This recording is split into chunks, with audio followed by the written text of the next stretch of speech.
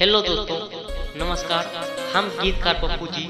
अगर मेरे सॉन्ग अच्छा लगे तो मेरे चैनल को सब्सक्राइब कर ले ताकि हर वीडियो आप तक पहुंच सके।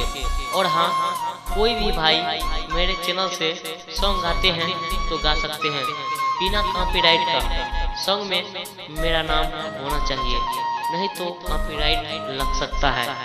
अगर किसी को न्यू सॉन्ग लिखवाना है तो हमसे संपर्क कर सकते हैं। Phone number 8607316767। सुन्नी मैया छठी एगो लड़की चाहिए बी, सुन्नी मैया छठी एगो लड़की चाहिए बी। पूरा गोर होके ढेर हसीन होके, पूरा गोर होके ढेर हसीन होके, यही खातिर मैया के होई मेहरबानी। सुन्नी मैया छठी एगो लड़की चाहिए बी। दूसरा मुखड़ा है।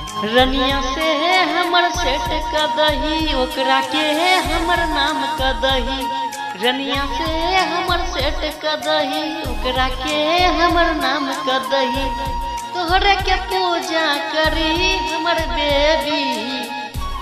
सुन्नी मैया छठी एगो लड़की चाहिए बी। रैटर पप्पू संगे अमित हरे, रणवीर आशिक शादी करे कहरे।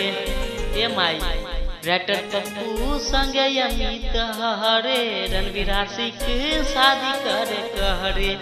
दीपक के मिलल छो एगो दत्त निकली। सुन्नी मैया छठी एगो लड़की चाहिए बी।